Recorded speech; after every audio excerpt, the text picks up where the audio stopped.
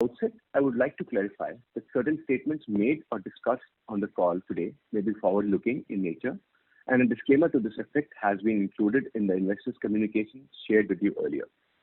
To begin with, Mr. Mehta will share with us the operating performance and the growth plans of the company, followed by Mr. Nanda, who shall be taking us through the financial and segmental performance. I'll hand over the call to Mr. Mehta for his opening comment. Thank you, and over to you, sir. Hi. Good day, everybody, and welcome to Deepak Nitrite's Q3 and 9-month 2021 earnings conference call. I trust that you and your families are safe and in good health. I hear both positive and negative news all the time about COVID and the vaccine drive, and I really pray that all of us stay careful and at the same time optimistic. I hope you would all have had the opportunity to go through the entire document which was distributed earlier. I would also like to share that Mr. Sanjay Upadhyay is not available today. That is because of a happy reason that he has taken a personal leave for the week, and Mr. Som Nanda will be proxying on his behalf. As we have shared, Deepak Nitrite is in its 50th year of operation, and over these last 5 decades, we have and will continue to uphold high standards of operational governance and corporate governance. The diverse product offerings developed and the process knowledge ingrained over 50 years remain exemplars towards a solution to global challenges. Our focus on people first has enabled us to win the dedication of all employees, fostering cross-functional teamwork that is positioned to navigate uncertainty of business and economic cycles. The dedication from our teams has allowed us to rapidly overcome the impact of the lockdown, which caused severe disruption and a loss of over 1 month of production in Q1. The lingering effects of the pandemic still persist in some of the end-use segments, like paper, textiles, and oil. But we are pleased to have delivered a standout performance upon resuming operations to lift our YTD performance back to a year-on-year growth trajectory. Operational excellence at all plants and customer stickiness has led to consolidated revenues of 1,240 crores in Q3, higher by 9% compared to last year. Growth has been led by the segments of phenolics and fine and specialty chemicals, while basic chemicals was affected by temporary raw material unavailability and is seeing a steady progression towards pre-COVID levels of demand. Our performance product segment is clearly impacted by the sharp drop in prices, which were unusually elevated last year. Although product prices and performance product segment have not yet normalized, on a general basis, we witnessed demand and plant capacity utilization returning to pre-COVID levels, and we hope to see the same trajectory moving into Q4. The improved performance of the fine and specialty chemical segment and the phenolics segment, including the accretive accumulation of contribution from IPA, have guided a significant improvement in consolidated EBITDA, which stood at 340 crores and was higher by 25% year-on-year. PBT for Q3 was 290 crores, higher by 38% on year-on-year basis, lifted by the operating performance and reduced financial costs. As a result, profit after tax grew by 38% from 157 crores last year to 217 crores in Q3 this year. What I would like to highlight here is how we have progressively scaled our operation during the year. After the disruption in end of March and a substantial part of Q1, we have steadily rebuilt our momentum over Q2 and now in Q3. In fact, as we had also mentioned in Q2, you would have seen that we have grown our PBT, both standalone and consolidated, in each successive quarter of this financial year. Operationally, domestic revenues stood at 864 crores, as against 659 crores. This grew at 31% quarter-on-quarter. There has also been a fairly sharp recovery in domestic economic activity, and we have moved quickly to capture greater wallet share across key customer segments. Export revenues rose to 368 crores in quarter 3 as compared to 326 crores in quarter 2, despite challenges on international shipping due to container and ship unavailability. The emphasis was on the key geographies that were recovering faster, resulting in better movement of goods and smoother international trade.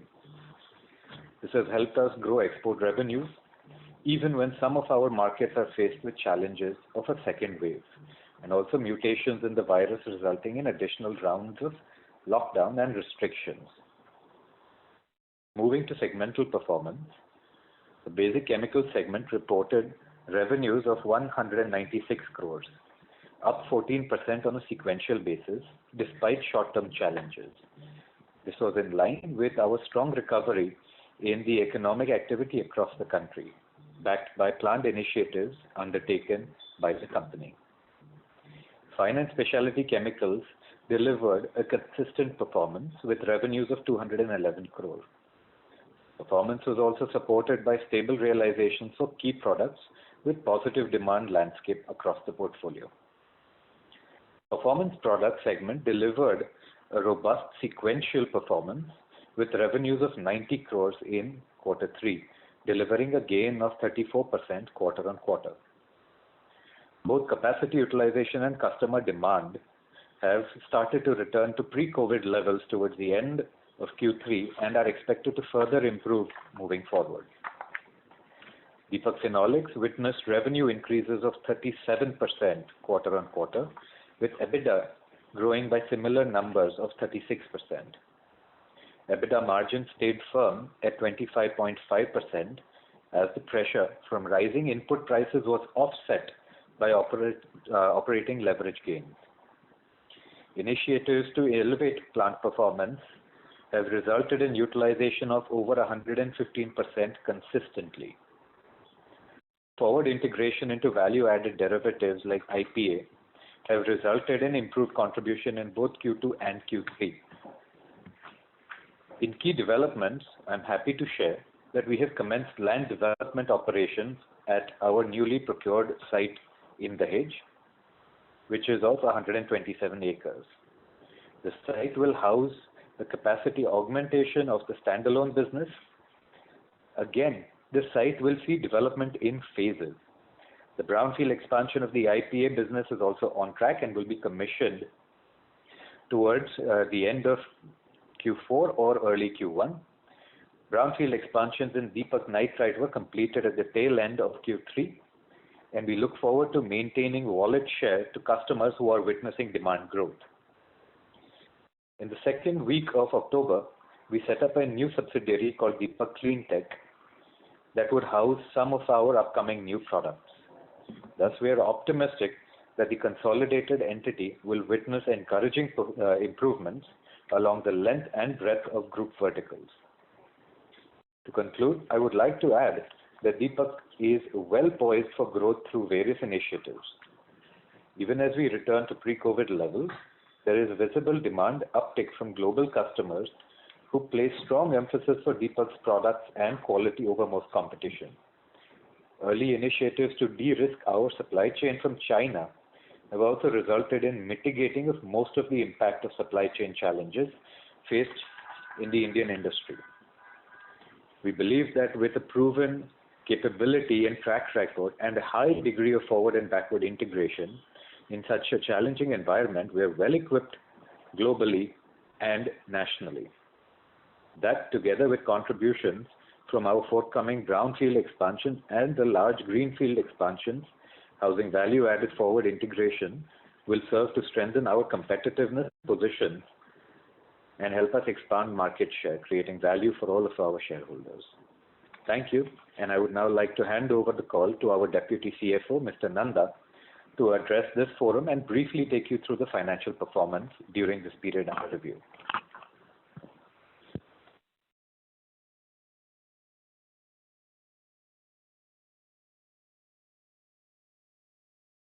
Mr. Nanda, can you hear us? Your audio is not audible. Is it okay? Yes, sir. Now we can hear you. Yeah. Thank you, Maulik bhai. Good afternoon, everybody, and a warm welcome to Deepak Nitrite's earnings call. I will take you through the financial highlights for the quarter ended December 31st, 2020.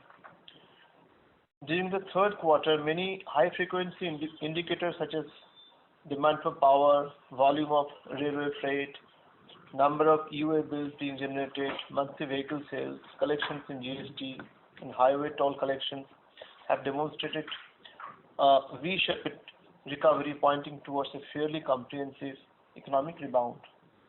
Leveraging this rebound in economic activity supported by internal initiatives to restore operations, Deepak Nitrite has delivered a resilient performance. Looking at the third quarter performance, standalone revenues improved by 10% to 491 crores in third quarter compared to 448 crores in the previous quarter. This rise in standalone revenues has come from a positive contribution from all three strategic business units. In the third quarter of current financial year, EBITDA was 149 crore compared to 139 crore reported in the immediately preceding quarter, registering 7% growth on a standalone basis. The EBITDA margin declined by 72 basis points from 31 to 30%, owing to limited availability of certain raw materials despite long-term contracts in place, which resulted in stoppage of plant and spot purchases at higher cost for a temporary period. The PBT of the company has been steadily increasing in each successive quarter of this fiscal year, with a standalone PBT increasing from 85 crore in the first quarter going up to 125 crore in the next quarter, followed by 132 crore in the current, which is the third quarter, and we expect similar trajectory in the last quarter as well. EBITDA performance supported by lower finance cost resulted in accretive PBT growth in Q3. Profit after tax for the third quarter was 98 crore as against 92 crore, growing by 6% on a QOQ basis. On a consolidated basis, turnover stood at 1240 crore in the third quarter compared to 991 crore in the preceding quarter, which is higher by 25%. The growth in volumes in the phenolics business was due to enhanced capacity utilization above 100%, which has given us the robust transaction in revenue. Consolidated EBITDA stood at 340 crore in third quarter compared to 280 crore in last year the same quarter, higher by 22%. Consolidated PBT and PAT have both increased 27% on QOQ basis as higher turnover has been supported by a lower finance cost. Basic chemicals revenue grew by 14% to 196 crore in third quarter against 172 crore in the preceding quarter. EBIT improved by 15% to 47 crore in basic chemicals business unit with EBIT margin of 24%. Fine and specialty chemicals revenue came in at 211 crore in the third quarter and on an expanded 22% YOY basis. Fine and specialty chemicals segment reported an EBIT of 91 crore, which is about 43% EBIT margin. Performance product segment revenue stood at 90 crore in third quarter, recording a growth of 34% over the previous quarter. This segment contributed EBIT of 8.2 crore. As shared by Maulik bhai, this segment had witnessed a normalization of customer demand and volumes, and any recovery in realization will drive the performance going ahead. Deepak Phenolics witnessed an encouraging performance in third quarter as revenues increased by 37% to 747 crore against 545 crore in the preceding quarter. The segment reported an EBIT of 174 crore, resulting in an EBIT margin of 23% in third quarter compared to 22% in second quarter. The company has focused on operational efficiency at this facility and has driven utilization beyond 115% of stated capacity during this quarter. Our teams have also displayed impressive agility in seamlessly coordinating the material movement, considering ongoing constraints logistically in terms of raw materials and finished product. On the balance sheet front, the financial position of the company is stable and it is sound. It is using its cash flows to steadily reduce debt. On a standalone basis, Deepak Nitrite as a company is debt-free, while Deepak Phenolics gearing ratio is around 0.7x, which brings the consolidated net debt to equity ratio at 0.28 times. The company enjoys a robust liquidity position with cash and liquid investments amounting to nearly 80 crores on a consolidated basis. With that, I would now request the moderator to open the forum for question and answer session. Thank you very much. We will now begin the question and answer session. Anyone who wishes to ask a question, you may press star and one on their touchtone telephone. If you wish to remove yourself from the question queue, you may press star and two. Participants are requested to use handsets while asking a question. Ladies and gentlemen, we will wait for a moment while the question queue assembles. Anyone who wishes to ask a question, you may press star and one. The first question is from the line of Karan Rathod from AUM Advisors. Please go ahead. Yeah, hi, am I audible? Yes. Yes, it's audible. Yes, hi. Thank you for the opportunity and congrats on the wonderful set of numbers. My question is directed towards Maulik. Maulik, if you can outline for us a little bit about your sort of medium to long-term growth capex initiatives. It will be very, very helpful to figure out how you guys will grow going forward, and this could be a combination of your base phenolics business capacity expansion now that you're running at record capacity utilizations over there, or downstream products into phenol and acetone derivatives, your base business as well, and some of the sort of dual sourcing strategies that you discussed on earlier calls, where India could be a very good sort of sourcing destination on the China plus one theme. So if you can just outline how you have thought about your sort of growth capex initiatives over the next 3 to 4 years would be very, very helpful. Yeah. Hi, and thank you for the question. So there was a lot of questions there. I'll try my best to answer them.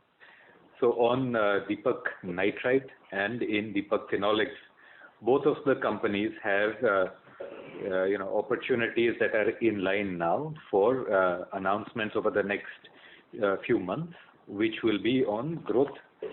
Deepak Nitrite is looking at both downstream and upstream products. The upstream products will lead to better resilience, and the downstream products will lead to expansions of the value chains and competencies which Deepak already possesses, as well as a couple of new platforms that will allow us to manufacture new value-added products in new verticals. Deepak Phenolics will be looking at increasing the market share in its current products, as well as prioritizing downstream products which come from phenol and acetone as raw materials. So if you ask about a priority, I would say that Deepak Nitrite's priority has always been the same, to occupy as large a space in the value chains that it is present in, as well as systematically add new verticals that it has a great degree of confidence about being a global player in. With Deepak Phenolics, the priority will be first to ensure that it has the right downstream products, and as and where the opportunity presents itself, to be able to expand the base product manufacturing. But we also do feel like the current plant has some further gas in its tank in order to increase productivity. So is there any indication you could provide from a size perspective? What sort of capex are we looking at over the next 2-3 years? So I think it would be safe to say that over the next year we're looking at something along the lines of about 400 crores or so in Deepak Nitrite, and about 200 to 300 crores in Deepak Phenolics, plus minus. Okay, thank you for that. Thank you. The next question is from the line of Rohit Nagraj from Sunidhi Securities. Please go ahead. Yeah, thanks for the opportunity and congrats on really good set of numbers. So the first question is just extension of the earlier one.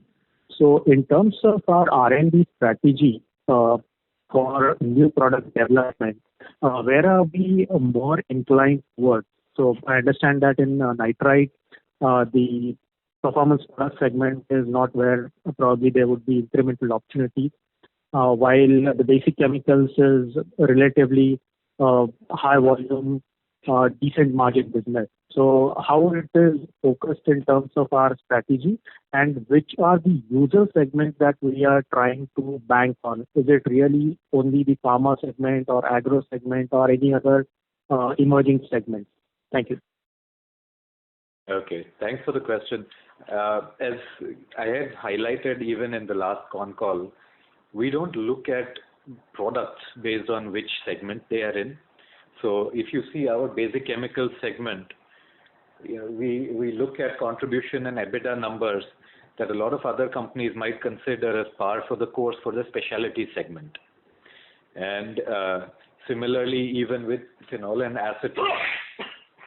Now, we look at our segments as just a marketing direction, so it is either push or pull. But when we invest in R&D, we invest based on process capabilities. And process capabilities, so for example, if you're talking about unique nitration or hydrogenation, now these are processes that can be equally applicant in basic chemical products, fine and specialty products, and phenol and acetone. So at the end of the day, what we look at is R&D for improving a particular process chemistry.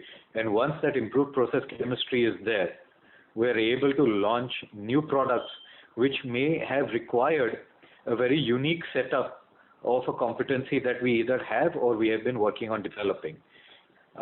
It is coincidental that many of the products that we are coming into are focused on the agrochemical and pharma segments, but rest assured that the process innovation is one that will also take us into improved realization of existing basic products and new value-added basic products. One very simple example is when we manufacture food-grade sodium nitrite. At the end of the day, while the product is sodium nitrite, the product that we started our journey 50 years ago with, it's a very niche market. It is a very demanding set of customers, and the kind of product that is given to them, while it shares characteristics with the basic product, has a unique manufacturing process. So I would hesitate to classify our R&D investments into business segments because that is not the intention of the R&D. The R&D is to ensure that we are able to get good products which at the end of the day may have an anchor customer in one segment, but at various stages, either upstream, downstream, or as an intermediary stream, can also be attractive to other segments. It's difficult to elaborate more than this. Thanks, sir. That was pretty elaborative. Now, the second question is for the phenolic segment. So we have operated at 115% utilization this quarter. So how are we seeing the utilization rate going in the future quarters? And an allied question to that, when are we having our maintenance shutdown? And then what would be the frequency of maintenance shutdown thereafter? Thank you. So we got lucky and unlucky because of the pandemic, and in Q1 we were able to tie in the maintenance shutdown along with the national shutdown. And if you ask where we are going in Q4 compared to Q3, where we already had a high operating performance, as I mentioned earlier, we still believe that there is gas left in the tank. The plant has been put up in an extremely robust manner, and as the team gains more and more confidence about its nuances, it's able to further improve productivity. So now, while we say that it is 115% of design capacity, our internal confidence, it just means that this is a new benchmark that we have to ensure that we cross. So 115% for us now becomes a baseline number internally. Right. And the next maintenance shutdown now? We'll announce it, but we won't be expecting any impact in quarter 4. Sure, sir. Thanks a lot and best of luck. Thank you. Thank you. The next question is from the line of Sudarshan Padmanabhan from Sundaram Mutual Fund. Please go ahead. Yeah, hello. Thank you for taking my question. Sir, my question is, largely on, if you look at the last 2 years, we have done a commendable job as far as debt reduction and cash flows is concerned on a consolidated basis, as well as on the, Deepak Phenolics side. Sir, my question is, if I look at the opportunities in hand, because, a fair amount of phenol goes into medicine. You're typically talking about anti-infectives. I also believe that it is used in, vaccine preservation as well. And in light with this kind of an opportunity and the, government talking about PLI scheme, several companies are talking about investing. Where do you think that our investment should be in the next 3 years, and where do you think the growth should be as far as the Deepak Phenolics is concerned? Okay, that's a very nuanced question. Thank you. So Deepak Phenolics is in a position where it's able to look at a good mix of smaller volume, higher value downstreams, and higher volume but medium value downstreams as well. In short, the answer will be a mix of the two. So we are well aware of the short-term opportunities offered by PLI, and we are also well aware that at the end of the day, the opportunity must be one that is sustainable with or without PLI. So whether it is PLI or tariff and non-tariff barriers and these things, at the end of the day, we pick and choose our products based on whether there is sustainability without using these temporary crutches. And luckily, we are seeing a good set of opportunities to be able to go downstream in smaller volume and in higher volume for both phenol and acetone. I think a series of announcements over the next several months will give a good indication of how we are going about prioritizing these. And sir, would we be also targeting, phenol derivatives? Have we developed capabilities internally to the point where we can commercially look at some kind of phenol derivatives in the next couple of years? Yes, of course. This is our first priority in the Deepak Phenolics segment.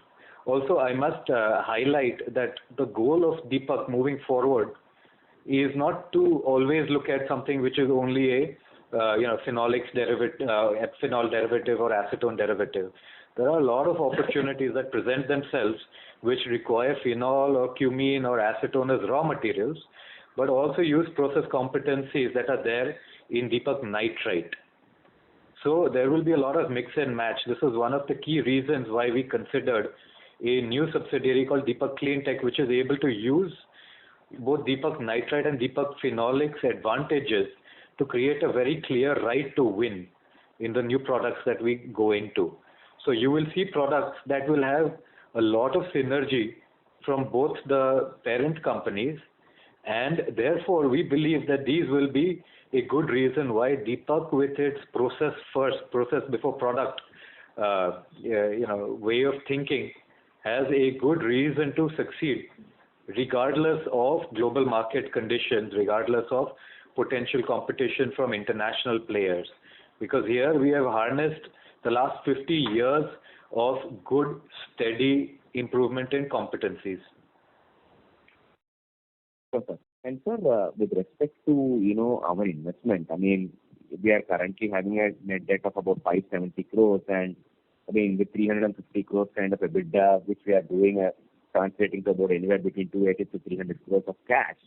I would assume that largely in the next 2 to 3 quarters, we should be more or less debt-free. From the business side, where do you think our comfort will be as far as, say, net debt to EBITDA is concerned, both on the consolidated side, standalone, as well as on the subsidiary side? I'm not comfortable right now. Okay. But is there any number that we have? I mean, in terms of, where the net debt EBITDA would get a I can couple of... answer this question, but I can tell you that, while we have good, robust plans for growth, and Mr. Nanda and the finance team is extremely tight on corporate governance, I think he will give you a more balanced view. Hi.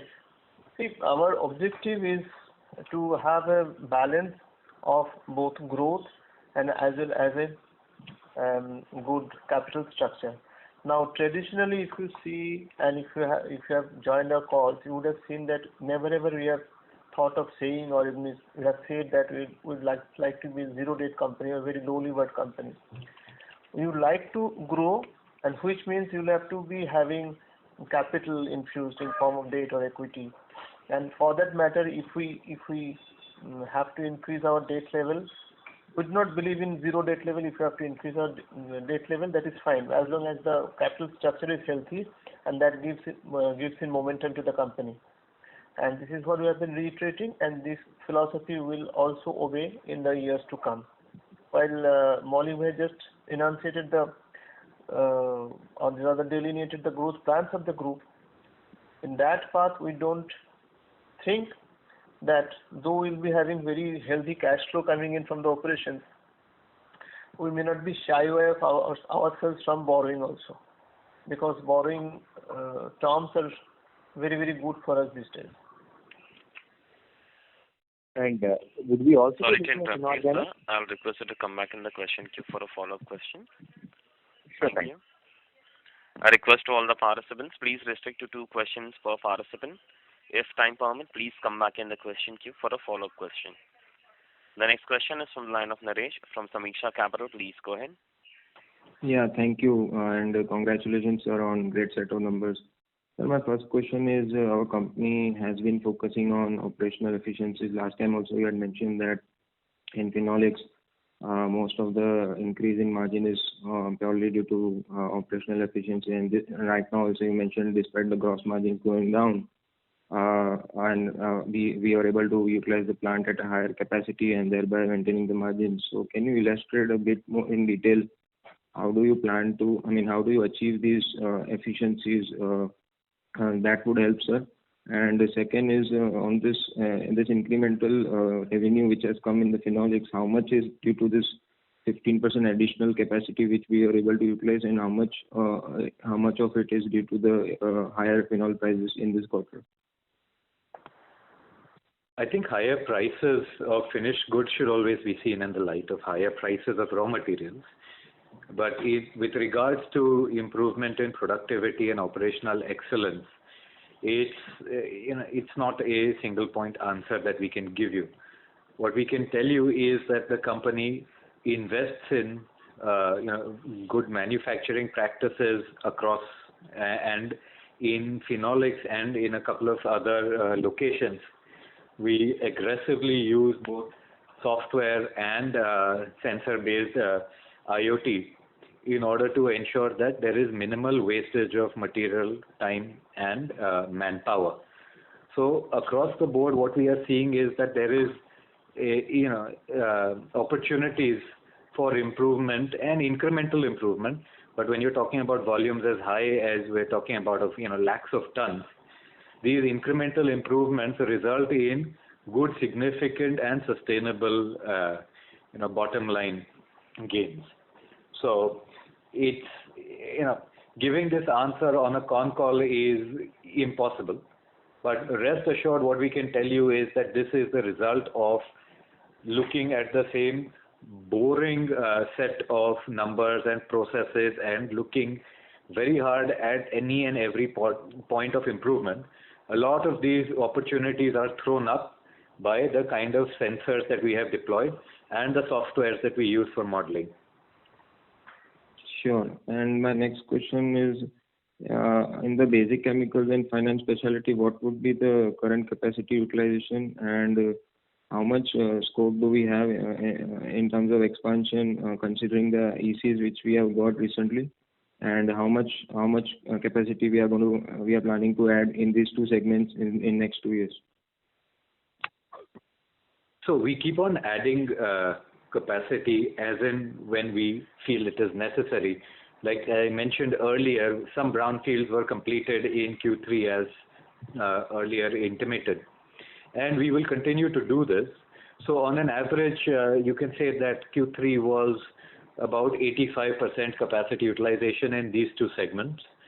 A lot of it was because of temporary unavailability of raw materials, and some of it was because the end customers in a few of our products are in the MSME segment. So they were still in the process of reopening. They had their own internal challenges, but in Q4 we find that most, if not all, of the MSME customers have reopened and are looking at robust demand for their end products. So moving forward, it will be interesting to see how capacity utilization moves up from its current stage, because we are expecting at least a reduction in the challenges of raw material availability and definitely a good demand uptick from customers across the board. Sure, sir. Thank you. All the best. Thank you. Thank you very much. The next question is from the line of Sabyasachi Mukherjee from Centrum PMS. Please go ahead. Yeah, hi. Thanks for the opportunity. First of all, congratulations to the entire team for a stupendous set of results, especially on the Deepak Phenolics side. My question is, first question is on the little in the broad, medium to long-term perspectives. So you have, guided that for the next few months, we'll be coming up with series of announcements on the growth plans.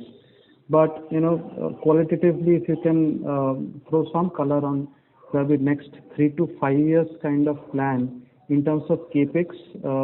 If you can quantify that capex and the expected asset turns will be likely to generate out of that. So that is my first question. I don't think it is correct for us to be able to vacillate on the capex number. What I can tell you is that the way that we choose products is with a very rigorous set of conditions which we call Deepak's right to win, where we say that any new product that we get into, it must have a payback of 3 years. It must have a good reason, whether it is an upstream or downstream integration, process competency, customer synergy, all of these things, 5 or 6 points that are mentioned in that, and it goes through a rigorous set of conditions. Now, all I can say, giving you an indication today, is that we have quintupled the expenditure on R&D in the last 2 years, and we would not have done this unless we had a very aggressive and a robust set of opportunities in front of us. So today, I'm unfortunately not able to give you the kind of details and color that you would want to have in this con call. But I can tell you that our growth trajectory, at least the one that we're considering internally, is aggressive, and at the same time one where we're able to back it with a good reason why Deepak should be the company to win in this kind of a product. So we are very confident about the opportunities that are there in front of us. We're very confident in the long-term viability and the long-term contracts that we will have with anchor customers. And we've already clarified that these products will not be specifically in one segment or another, but there will be definitely a bias towards agrochemical and pharma. That does not preclude other segments as well. Got it. Understood. That's helpful. My second question is on the phenolics part. You have clocked almost 750 crores kind of a quarterly revenue in this quarter, and you mentioned that this is kind of a benchmark that you are setting for the next quarters or so. So my question is, that comes to almost 3,000 crores of annual revenue if I just analyze the number. And going ahead, we'll also add some of the downstream products and the IPSAs to capex will also come. So, do we expect this number to move north of this 3,000 crores annual, and how will the margin trajectory be, keeping into consideration that we'll be adding downstream products also? So, if you can give some color on that. So, Mr. Top line in Deepak Phenolics depends on the crude price and hence the prices of propylene, benzene, and hence phenol and acetone. It may not be always true for us to say that we will be achieving at least this. What Maulik Bhai has stated was that we are setting a benchmark for us about the volume and hence the capacity utilization, not on the top line. Top line depends on many extraneous factors over which we have no control. Having said that, it will depend on the international market, what is happening elsewhere in the globe, say in the US or in Singapore or in Thailand. Depending on that, the top line will keep on moving. What we are concerned with is the profitability and the volume and the operational efficiency of our plants. I hope this gives a better color of your question. Also, I would like to correct my earlier comment and replace the word benchmark with baseline. Yeah. What I intended to say is that the performance that has been demonstrated in a sustainable manner becomes a new baseline for us. Because we are not only confident about ensuring that these volumes are sustainable, we always look at seeing how we can identify opportunities to increase volumes and reduce the per kilo cost. So margin over materials and volumes are our two key drivers. Okay. Thank you. Thanks a lot. That's all from my side. Thank you very much. A request to all the participants, please restrict to 2 questions per participant. If time permit, please come back in the question queue for a follow-up question. The next question is from the line of Tejas Seth from Nippon India Asset Management. Please go ahead. Yeah, good afternoon, Maulik. Good afternoon, Som. Good afternoon, Tejas. Good afternoon. Just dwelling on more on the capex side. Tejas, Sir, sorry to interrupt you. May I request you to speak a little louder, please? Yeah, sorry. Is it fine now? Yes, sir. Yeah. Yes, just delving more on the capex side. I mean, that's where I think every one of us need clarity. You said 400 crore of capex in Deepak Nitrite, and I think on the gross block of FY20, which was broadly 1,000 crores for only Deepak Nitrite, I think that would be 40% kind of capex addition in just 1 year. Secondly, if we look at the EC environmental clearance which the company got in Deepak Nitrite and Deepak Phenolics, one in Deepak Phenolics there was a lot of capacity addition, which is at the proposed level both for phenol and acetone, and even cumene. I think you have asked for doubling the capacity.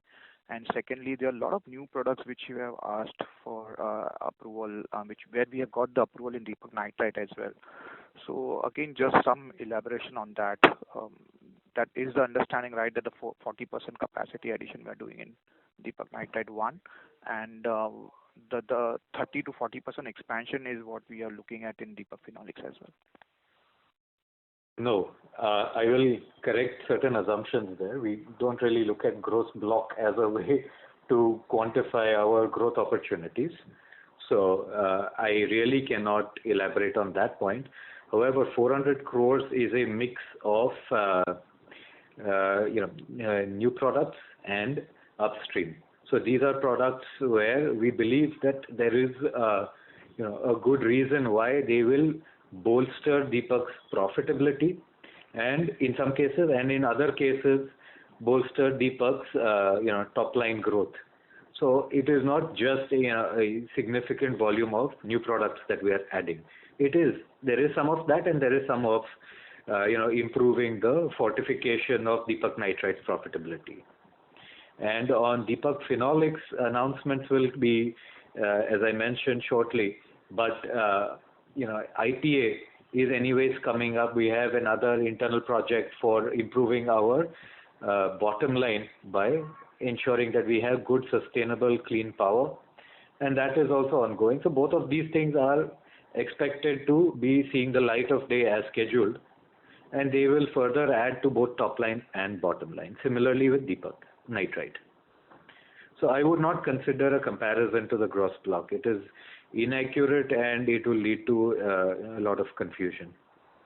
Okay. But on the proposed capacity addition in Deepak Phenolics, where you have asked for 6,500 tons over 21,000 tons on the monthly basis, and on the acetone again it is 5,200 tons on 12,800 tons on monthly basis. So is this part of the Dahej Unit 2 plan where we are looking at addition, or is it the brownfield expansion where we can really debottleneck?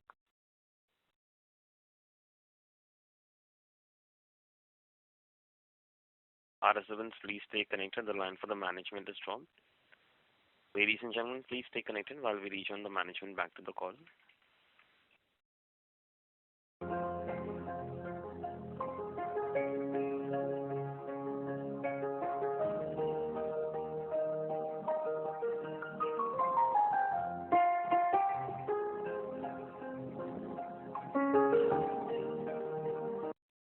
Ladies and gentlemen, thank you for your patience. We have the line for the management reconnected to the call. Yeah. I don't know where till. Sorry, please go ahead. So that question again on the Deepak Phenolics only. When I was looking at the EC of Deepak Phenolics for December last year, there's nearly 30% volume addition which you're looking at phenol and acetone level. And cumin we are looking at doubling the capacity. So on that, is it part of the Dahej Unit 2 or is it the debottlenecking at the Unit 1?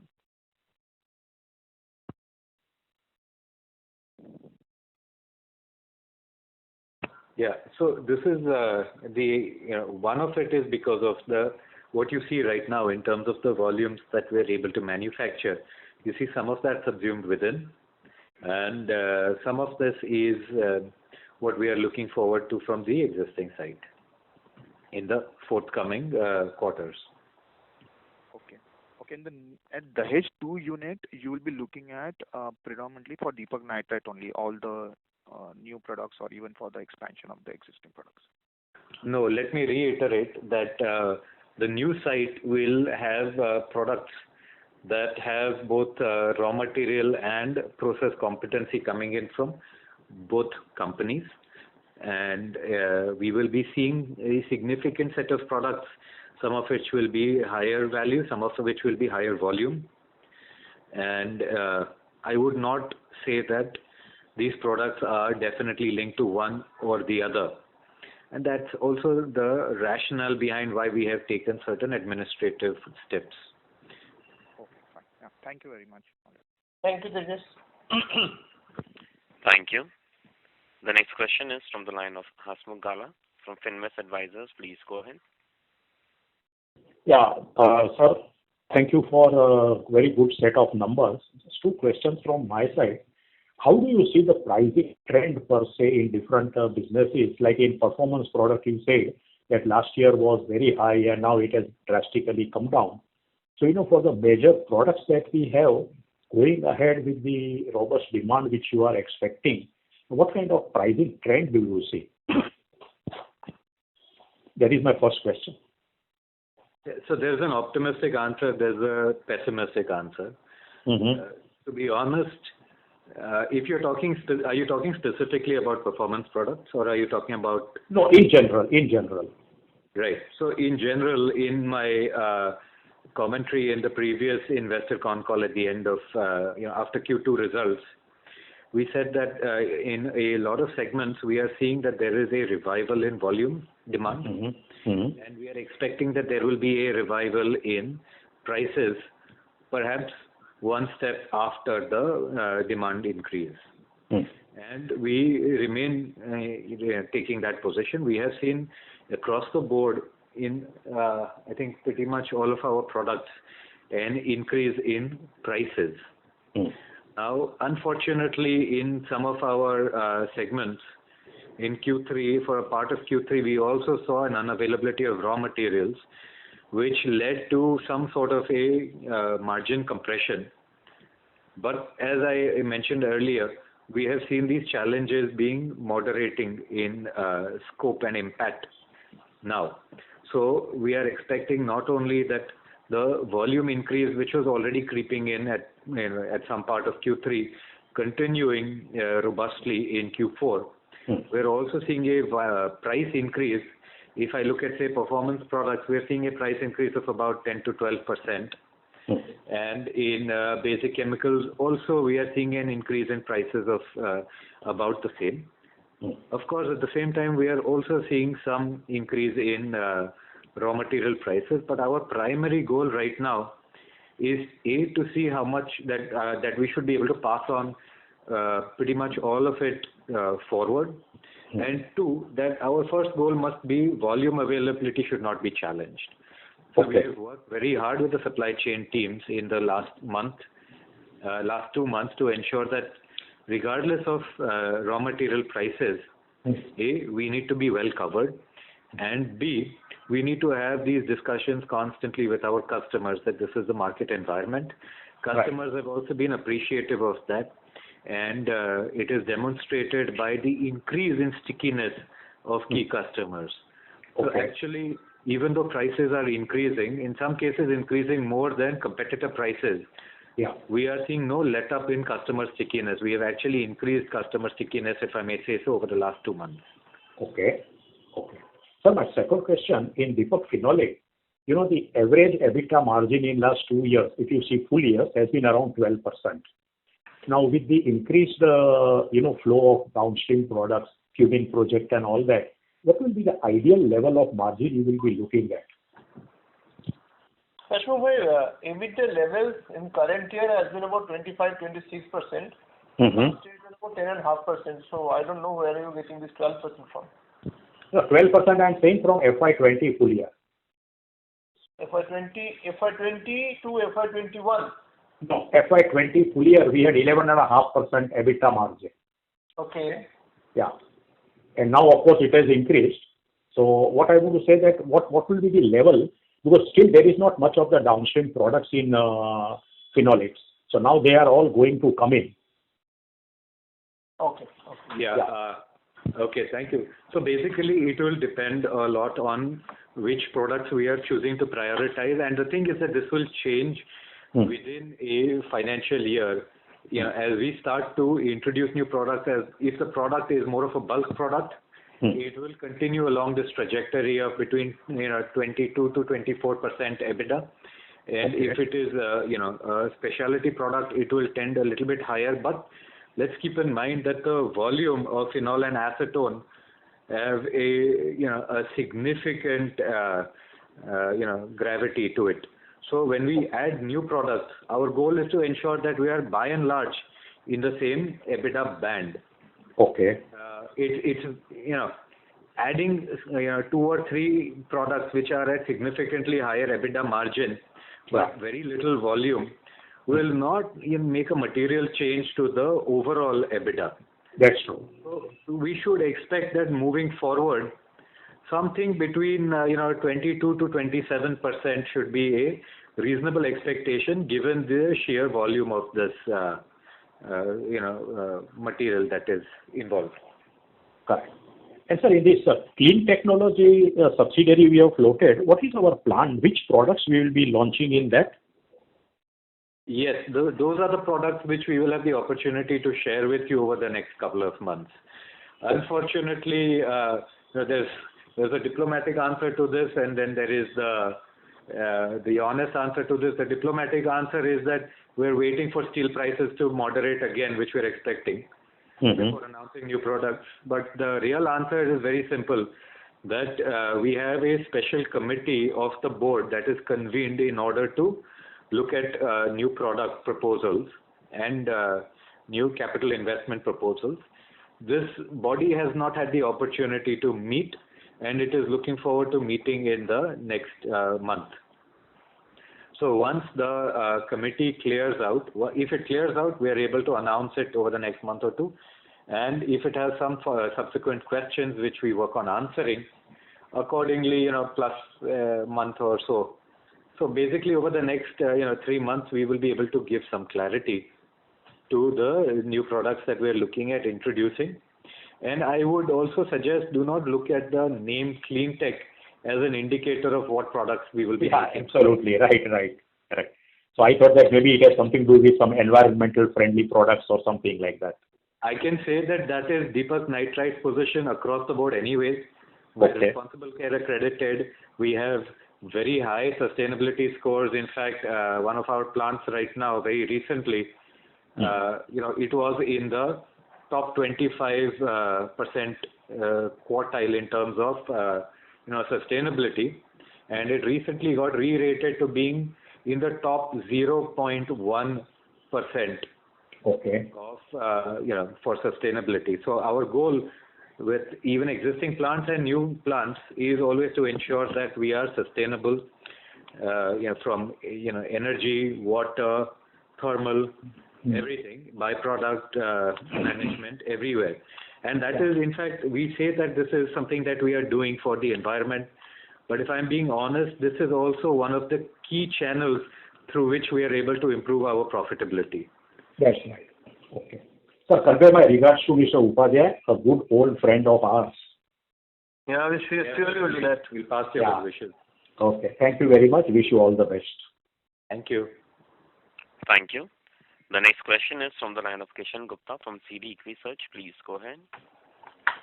Yeah. Hi, good afternoon. Good afternoon, Kishan. Yeah. So basically want to understand what is your competitive advantage in the phenol business? Okay. I can start off by telling you what our competitive disadvantage is. Our competitive disadvantage primarily, if I'm comparing to global marquee players in the same segment, is that they manufacture phenol and acetone right next to their raw material sources. So normally they do it attached to a refinery, right? And in many cases that allows them that huge kind of latitude in the way that they plan their raw material availability. Our greatest advantage was also the greatest disadvantage that we started out with. We did not have a lot of capital that we could deploy, and we did not have a lot of land that we could put this plant into. So we took the theory of constraints in a very strong way, and we said, okay, we have not as much money as global giants, and we have not as much land as global giants, and we have no easy access to putting the plant up in the same premises as refiners. But we do have the value of a domestic industry which is not only a large importer but also can grow substantially if the right support is there from a domestic supplier of phenol and acetone.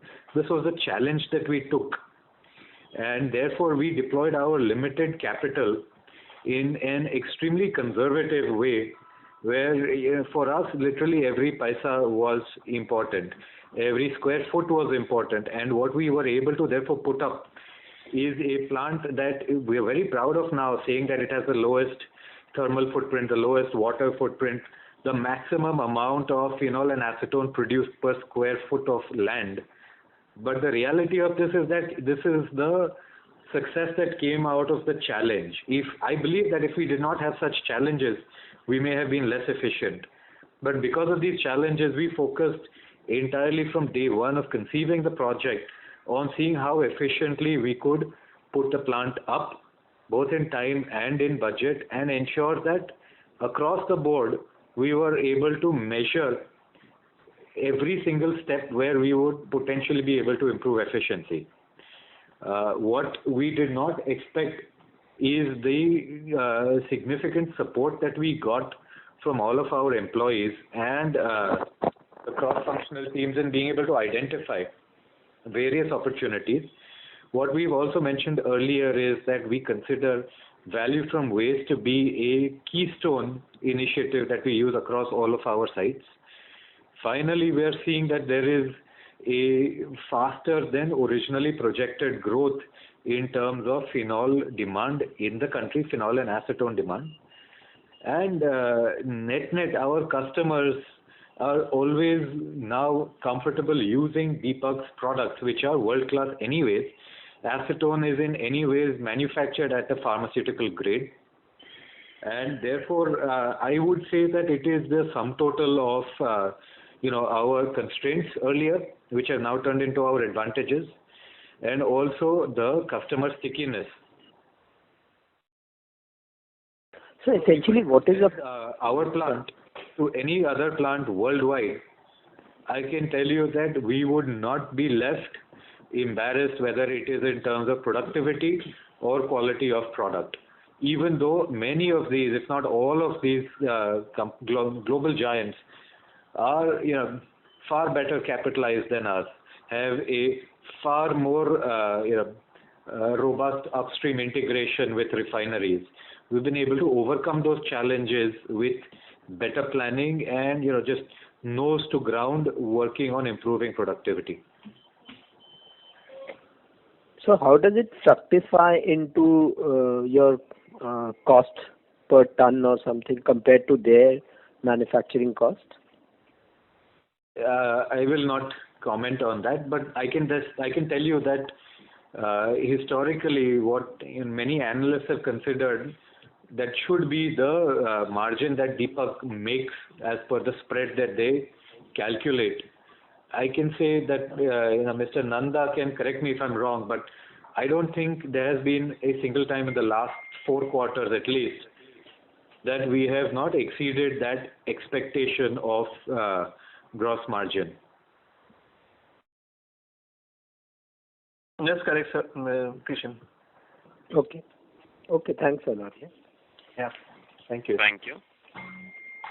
The next question is from the line of Saurabh from Asian Market Securities. Please go ahead. Thank you for the opportunity. Sir, on the raw materials shortage, was it only to one segment or it was across the segment? And also, is it related to any imported materials that led to this shortage? And are we looking at showing of the inventory levels going ahead? So the raw material shortages were locally sourced.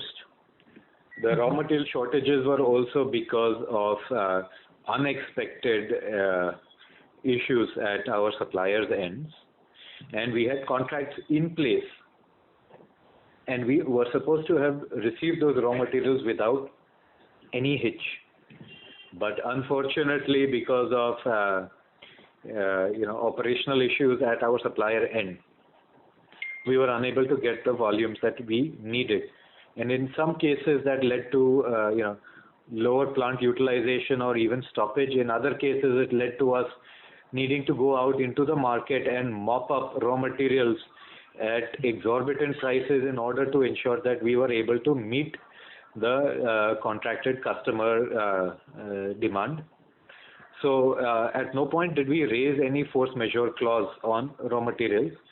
And we saw that unfortunately in Q3, our performance in many of the products was affected because of this availability, but we were able to retain customer stickiness. Now, as the availability of these key raw materials has become normalized, we are seeing that we will run all of our plants as per their expected utilization and continue to service the wallet share of customers.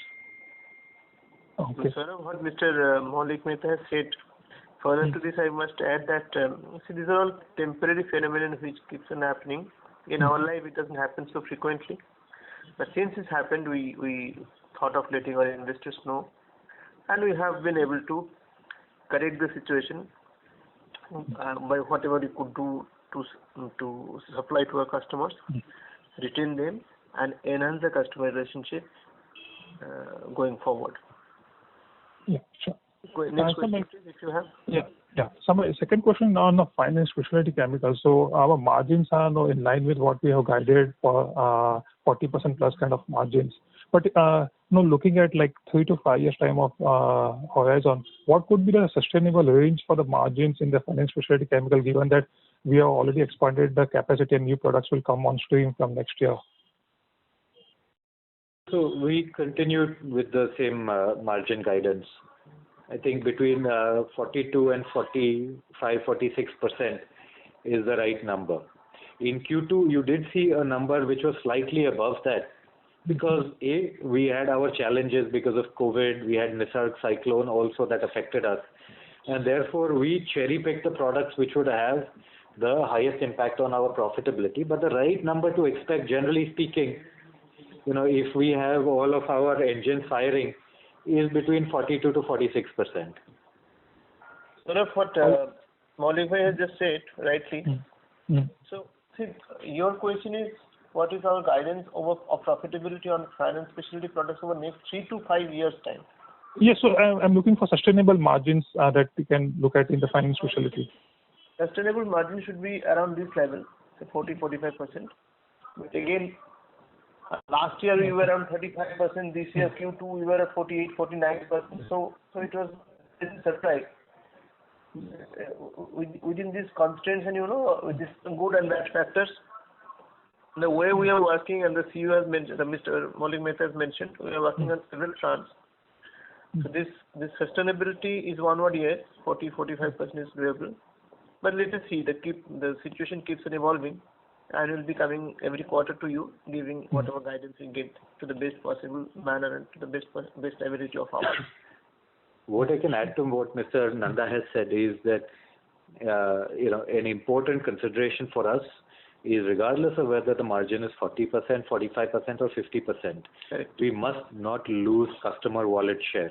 That is key, and that is very important. And in fact, I can assure investors on this that Deepak's focus remains on maintaining wallet share and maintaining the kind of relationship that it has with the customer, which goes back in some cases to about a decade or 15 years.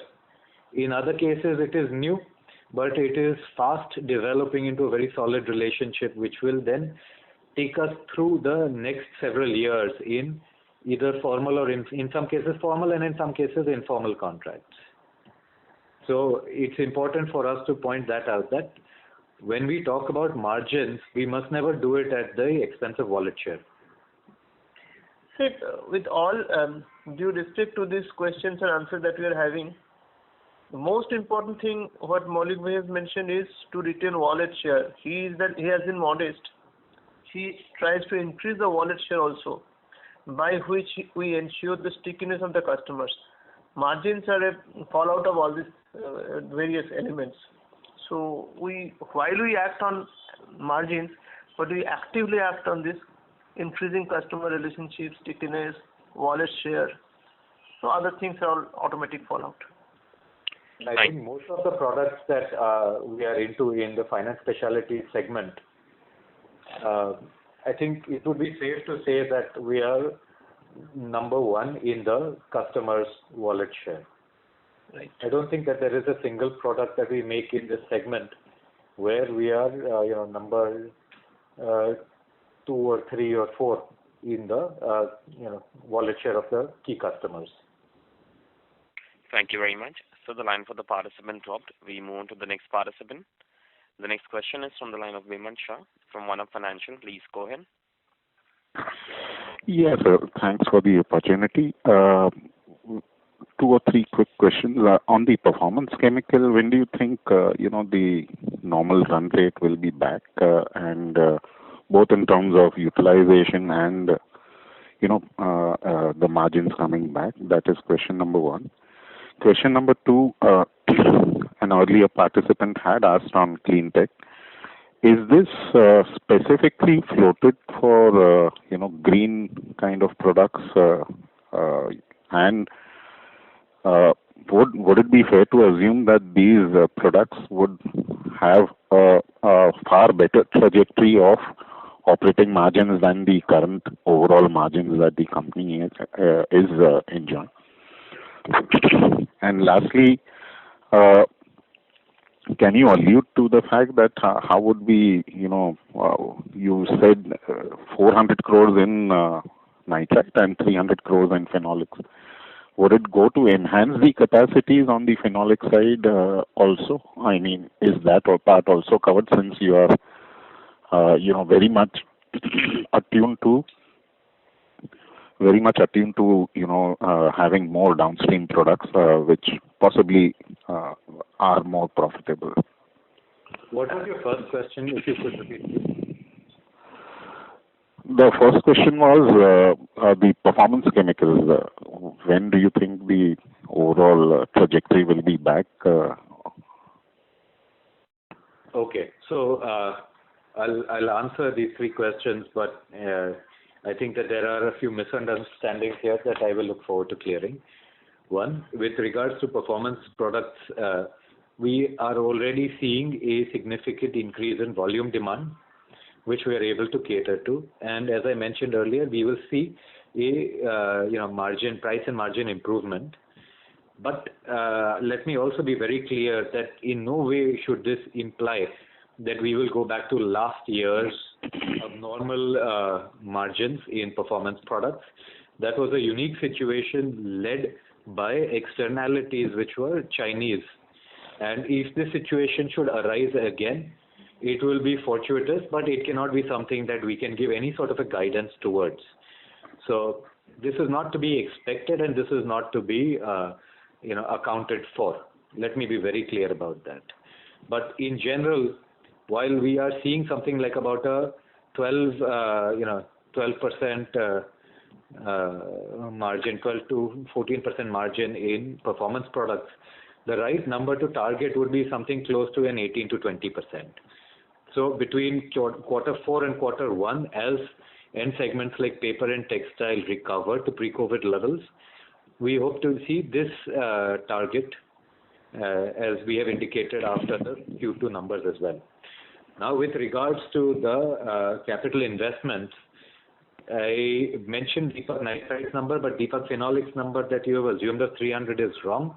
It will be perhaps a little bit lower, closer to 200. What is important also is to point out that we're not going to start splitting hair about how much of this is for capacity enhancement and how much of this is towards new product development. At the end of the day, what both of these end up doing is make your company more sustainable, more robust. The profitability in either cases is something that the management knows how to gain. And let me also lastly mention that I had already highlighted that Deepak Cleantech, the name Cleantech, is not indicative of the kind of products that we will manufacture. So we will manufacture value-added chemical intermediates that cater to fast-growing end segments. We're very clear about that. We're clear that there are opportunities for import substitution, and we're clear that there are opportunities in agro, pharma, dye intermediates where there is an increase in demand of the kind of products that Deepak manufactures and the competencies that Deepak has.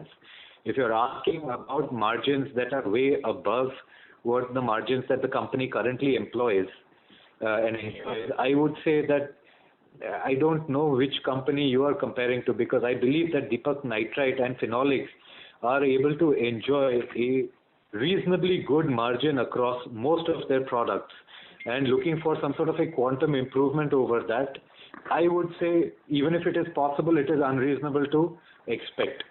As and when that happens, we take the best advantage of that. But we have a good and diverse range of products that are able to span between 20% margin all the way to 50 and 60, maybe even more.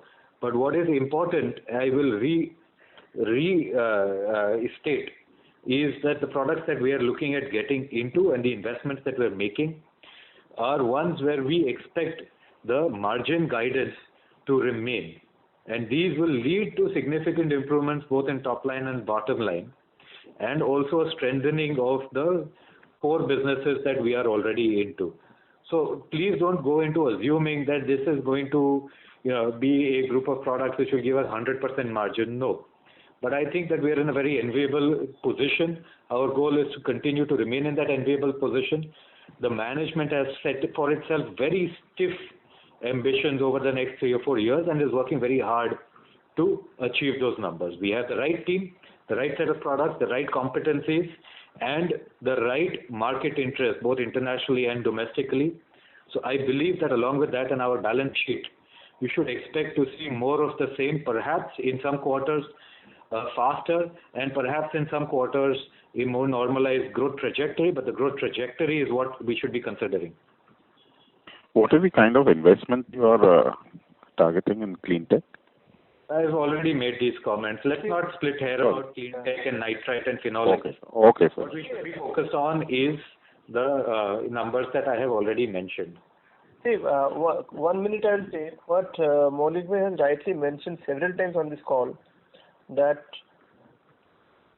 our target payback for a capex project is about 3 years. Regardless of steel prices, all these projects will come whenever they are approved by the approving committee, and they will be announced gradually to you.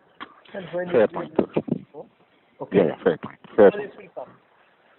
And whether they're in clean tech or nitrite or phenolics, at the end of the day, you, the investor, the shareholder, are the ones to benefit, because all of these are part of the same group company. Yeah. Yeah, thanks for answering. Thank you. Thank you. The next question is from the line of Shanti Patel from Shanti Patel Investments. Please go ahead. Good afternoon, sir. I just wanted to know whether we are facing any competition from China in respect of our existing products. And number two, what is our market share in respect of various products that we are manufacturing in India?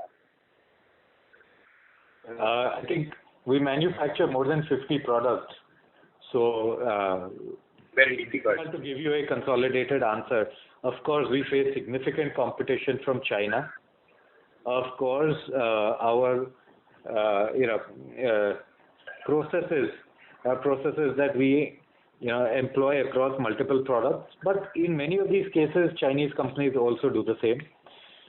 This has always been a feature for the chemical intermediate segment.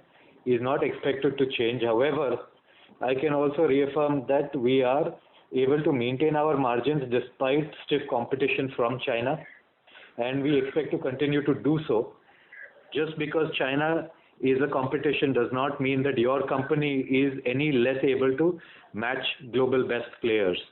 So when we put in an investment and when we manufacture a product, our goal must be not to consider a single country as a competition, but whether it is Europe or the US or China or anywhere else in the world, our product quality should be world class, and our operating cost and margin over material should be based on having that right kind of expertise.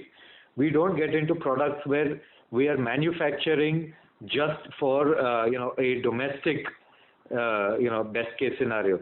Our operating expenditure is equivalent, if not better in some cases, to global players. And sir, with all these expansions, what will be the approximate turnover for the year 21-22? You can, give some guidance. I think this is not yet an answer that we can give. A lot of this is going to be based on how quickly our committee approves of the products, and then based on that, how well we are able to negotiate with equipment fabricators to be able to put the plants up. So it's very difficult for us to give you this answer right now. Hopefully we should be able to give more light on this in the forthcoming months. Sir, with reference to the first question only, there is a competition from China, but the market share of China and market share of ours, where we stand in India? We stand well. Most of our products that we are into, we have a commanding position domestically and also a commanding position with key customers internationally. That is the strength of Deepak. That's what we look at, continuing, even with the new products that we are looking at getting into.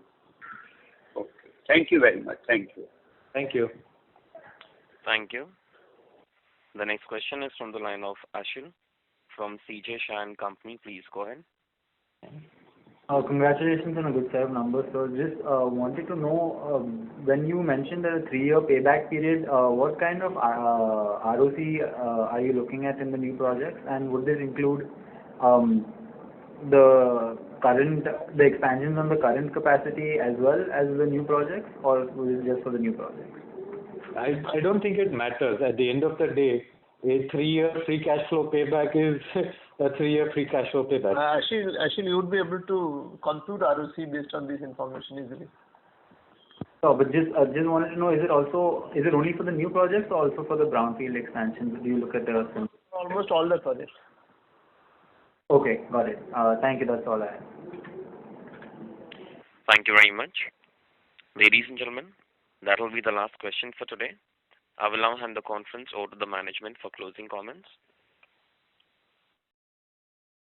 Okay, thank you everybody for taking time out to join us on this call. I'm happy that we were able to answer some questions, and unfortunately we were not able to answer some of the questions which were pertaining to the new products. But we look forward to being able to share more light on that in the subsequent few months. Other than that, I hope we have adequately answered all your questions. Should you have any further questions, please feel free to contact our investor relations team or CDR India. We look forward to connecting with all of you again in the near next quarter, and hopefully face to face with many of you as soon as possible. Thank you everybody. Please stay safe. Thank you very much everybody for joining this call, and thanks again. Thanks very much. Thank you very much. On behalf of Deepak Nitrite Limited and Antique Stock Broking Limited, that concludes this conference. Thank you for joining us. You may now disconnect your lines. Thank you.